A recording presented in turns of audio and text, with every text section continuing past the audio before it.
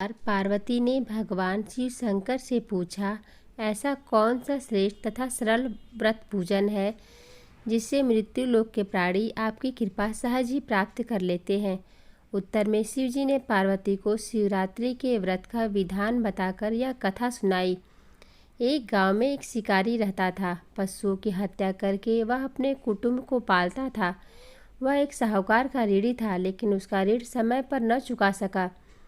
क्रोधवश साहूकार ने शिकारी को शिवमठ में बंदी बना लिया। संयोग से उस दिन शिवरात्रि थी।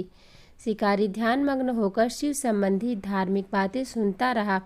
चतुर्दशी को उसने शिवरात्रि की कथा भी सुनी। संध्या होते ही साहूकार ने उसे अपने पास बुलाया और ऋण चुकाने के विषय में बात की। शिकारी अगले दिन सारा ऋण लौटा देने का वचन देकर बंधन से छूट गया। अपनी दिनचर्या की भांति वह जंगल में शिकार के लिए निकला, लेकिन दिन भर बंदी गृह में रहने के कारण भूख प्यास से व्याकुल था। शिकार करने के लिए वह एक तालाब के किनारे बेल वृक्ष पर पड़ाव बनाने लगा। बेल वृक्ष के नीचे शिवलिंग था, जो बिलपत्रों से ढका हुआ था। शिकारी को उसका पता न चला। पड़ाव बनाते समय उसने जो टहनियाँ तोड़ी वे संयोग से शिवलिंग पर गिरी। इस प्रकार दिन भर भूख प्यास से शिकारी का व्रत भी हो गया और शिवलिंग पर बेलपत्र भी चढ़ गए। एक पहर रात्रि बीत जाने पर एक गर्भणी मृगी तालाब पर पानी पीने पहुंची। शिकारी ने धनुष पर तीर चढ़ाकर जो ही प्रत्यंचा खींची। मृगी बोली, मैं गर्भिणी हूँ, शीघ्र प्रसव करूँगी। तुम एक साथ दो जीवों की हत्या करोगी, जो ठीक नहीं है। मैं अपने बच्चे को जन्म देकर शीघ्र ही तुम्हारे सामने प्रस्तुत हो जाऊँगी, तब तुम मुझे मार लेना। शिकारी ने प्रत्यंचा ढीली कर दी और मृगी झाड़ियों में लुप्त हो गई। कुछ ही देर बाद एक और मृगी उधर से निकली। शिकारी की प्रसन्नता का ठिकाना न रहा। समीप आने पर उसने धनुष पर बाढ़ चढ़ाया। तब उसे देख मृगी ने निम्रतापूर्वक निवेदन किया, हे पारधी, मैं थोड़ी देर पहले ही ऋतु से निवृत्त हुई हूँ। कामतुर विरहिणी हूँ, अपने प्रिय की खोज में भटक रही हूँ। मैं अपने पति से मिलकर शीघ्र तुम्हारे पास आ जाऊंगी। शिकारी ने उसे भी जाने दिया। 2 बार शिकार को खोकर उसका माथा ठनका। वह चिंता में पड़ गया। रात्रि का आखिरी प्रहर बीत रहा था। तभी एक अन्य मृगी अपने बच्चों के साथ उधर से निकली। शिकारी के लिए यह स्वर्णिम अवसर था। उसने धनुष पर तीर चढ़ाने में देर न लगाई। वह तीर छोड़ने वाला था। मृगी बोली, हे पारधी, मैं इन बच्चों को पिता के हवाले करके लौट आऊंगी। उस समय मुझे मत मारो। शिकारी हंसा और बोला, सामने आए शिकार को छोड़ दूं? मैं ऐसा मूर्ख नहीं। इससे पहले मैं 2 बार अपना शिकार खो चुका हूँ। मेरे बच्चे भूख प्यास से तड़प रहे होंगे।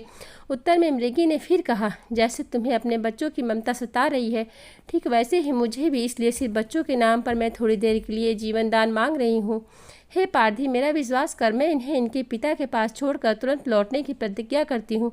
मृगी का दिन सवर सुनकर शिकारी को उस पर दया आ गई। उसने उस मृगी को भी जाने दिया।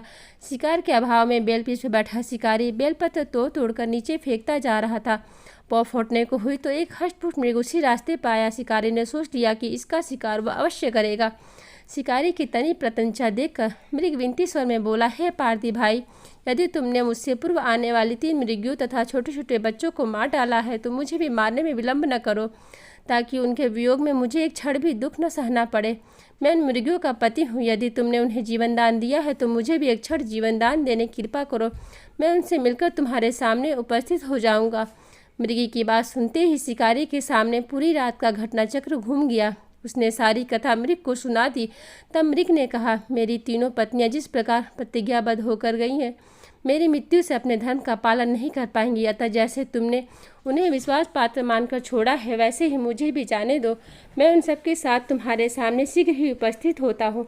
उपवास, रात्रि जागरण तथा शिवलिंग पर बेलपत्र चढ़ाने से शिकारी का हिंसक हृदय निर्मल हो गया था। उसमें भगवत शक्ति का वास हो गया था। धनुष तथा बाण उसके हाथ से सहज ही छूट गए।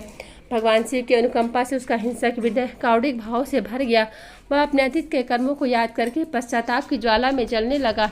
थोड़ी ही देर बाद मृग सपरिवार शिकारी के समक्ष उपस्थित हो गया, ताकि वह उनका शिकार कर सके। किंतु जंगली पशुओं की ऐसी सत्यता, सात्विकता एवं सामूहिक प्रेम भावना देखकर शिकारी को बड़ी ग्लानि हुई। उसके नेत्रों से आंसू की झड़ी लग गई।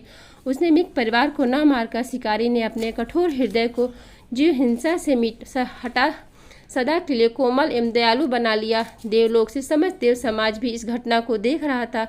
घटना की परिणति होते ही देवी देवताओं ने पुष्प वर्षा की। तब शिकारी तथा मृग परिवार मोक्ष को प्राप्त हुए।